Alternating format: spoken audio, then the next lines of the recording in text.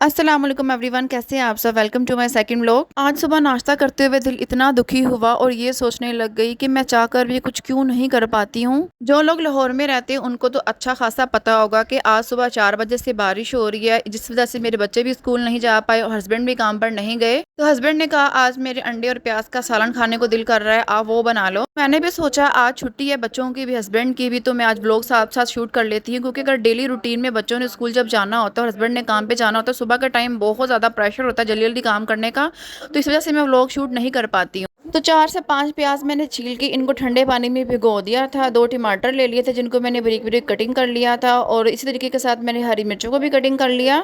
मैं आपके साथ अपने तरीके से अंडे और प्याज का सालन बनाना शेयर कर रही हूँ कि मैं इस तरीके के साथ अंडे और प्याज का सालन बनाती हूँ। मैं आप लोगों को ये भी बता दूँ कि शादी से पहले मुझे कुकिंग का काम बिल्कुल भी नहीं आता था और अंडे मुझे खासा पसंद नहीं है, इस वजह से मैं अंडे प्याज का सालन या ऑमलेट वगैरह बिल्कुल नहीं खाया करती थी। पर शादी के बाद मुझे सारे काम सीखने पड़े। काम सीखते वक्त मुझे बहुत मुश्किलात का सामना करना पड़ा, पर मैंने साथ साथ उन कामों को इम्प्रूव किया कि कैसे मैं अपने काम को बेहतर कर सकती हूँ जिसमें मुझे टाइम कम लगे। जो लोग किचन का काम करते हैं उनको पता होगा कि प्याज काटना कितनी बड़ी मुसीबत वाला काम है।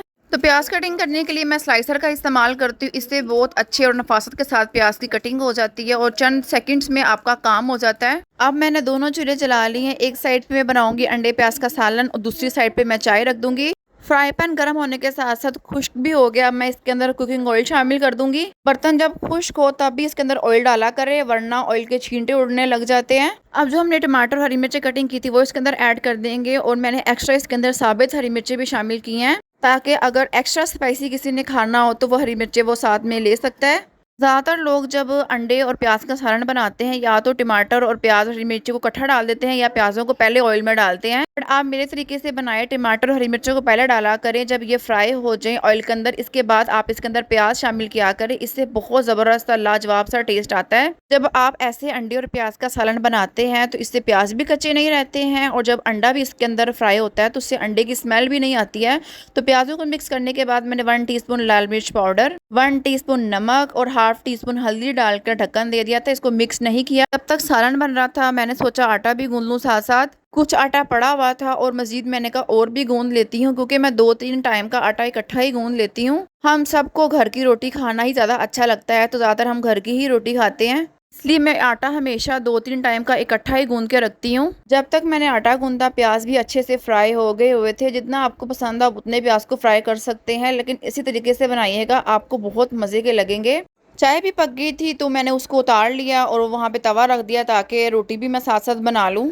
अब मैं प्याज़ों के अंदर अंडे शामिल करूँगी। मैं अंडों को फेंट कर नहीं डालती हूँ, डायरेक्ट प्याज के ऊपर ही अंडे डाल देती हूँ। कुछ टाइम अंडों को ऐसे ही रहने देंगे और तवे के ऊपर रोटी डाल लेंगे तब तक। ऐसा करने से कुछ अंडा जो है वो प्याज के साथ मिक्स हो जाता है और कुछ अंडा जो है ऐसे प्रॉपर नज़र आ रहा होता है, तो फील पूरा आता है कि अंडे प्याज का सालन है। अच्छा, यहाँ पे मैं आपको दिखाने के लिए अंडा उठा रही थी, ये बेचारा मेरे से नीचे ही गिर गया। साथ साथ मैं रोटी को भी चेक कर रही हूँ कि जल ना जाए। सालन तकरीबन हमारा तैयार हो गया। अब मैं सेके के साथ जो रोटी को ऐसे गैस के ऊपर सेक लेती हूँ, और रोटियाँ भी बड़ी जल्दी जल्दी मेरी बन जाती हैं। सालन बिल्कुल प्रॉपर रेडी हो गया। चूल्हा बंद कर देंगे और उसके ऊपर ढक्कन रख देंगे। दूसरी साइड पे मैंने दूसरी रोटी डाल दी है। फिर बाद में मुझे ख्याल ये आता है कि ये जो चूल्हा है वो कैमरे से काफ़ी दूर पड़ता है, तो मैं जो है इसको ट्रांसफ़र करती हूँ जहाँ पे मैंने सालन बनाया था उस चूल्हे के ऊपर। नए नए व्लॉगरों के साथ यही हाल होता है। जब आप नए नए कोई काम को शुरू करते हैं तो आपको समझ नहीं आती कि आपने काम कहाँ से शुरू करना है और कैसे लेके चलना है, लेकिन अगर आप लगन के साथ एक काम को करें तो एक दिन वो आता है जब आप उस काम में महारत हासिल कर लेते हैं। अच्छा जी, मैं और मेरे हस्बैंड घी वाली रोटी नहीं खाते हैं और मेरे बच्चे सिर्फ घी वाली रोटी खाते हैं, लेकिन वो भी प्रॉपर पराठे नहीं खाते हैं।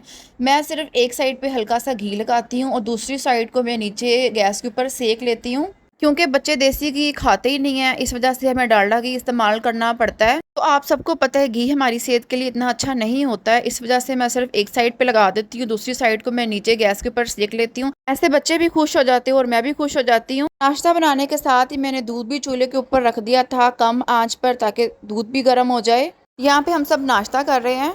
अल्हम्दुलिल्लाह मेरे 3 बच्चे वो तीनों दही के साथ नाश्ता कर रहे हैं। अचानक से हमारे घर की बेल होती है। जब मेरे हस्बैंड बाहर गेट पर जाते हैं तो वहाँ पे देखते हैं एक औरत है जो कि अपने बच्चों के लिए रोटी और सालन मांगने आई है। यकीन जाने जब ऐसी बातें होती है दिल इतना दुखी होता है, क्योंकि वो देखने से औरत कोई मांगने वाली नहीं लग रही थी। बहुत ज्यादा मजबूर और शर्मिंदा जिसे कहते हैं वो होकर वो अपने बच्चों के लिए रोटी और सालन की तलब कर रही थी। जैसा कि मैंने आपको लोग के स्टार्ट में ही बताया था कि सुबह 4 बजे से लाहौर में बारिश हो रही थी। तकरीबन दोपहर में जाके वो बारिश बंद हुई थी। उसी बारिश के दरमियान ही वो औरत बेचारी अपने बच्चों के लिए रोटी लेने आई थी। मैंने अपनी रोटी और हस्बैंड की रोटी ली और अपनी बेटी की भी रोटी लेकर ऊपर सालन डालकर उनको शॉपर में डाल दिया था, ताकि बारिश ज़्यादा ना होने लग जाए, क्योंकि बारिश कभी कम हो रही थी कभी ज़्यादा हो रही थी, ताकि वो रोटी लेके फ़ौरन से चली जाएं और अपने बच्चों को जाके रोटी खिला पाएं।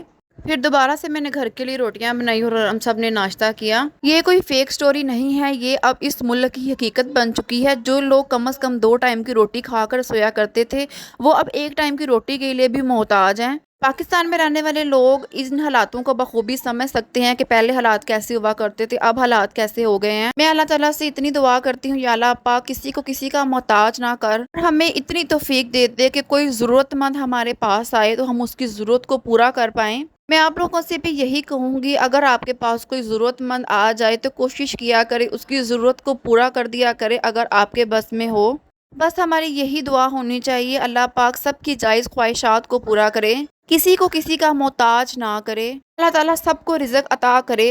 ये था मेरा आज का सेकंड व्लॉग। खुश रहें, आबाद रहें, हंसते मुस्कुराते रहें। हम दोबारा मिलेंगे एक नई वीडियो में, एक नए व्लॉग में। तब तक के लिए अल्लाह हाफिज़।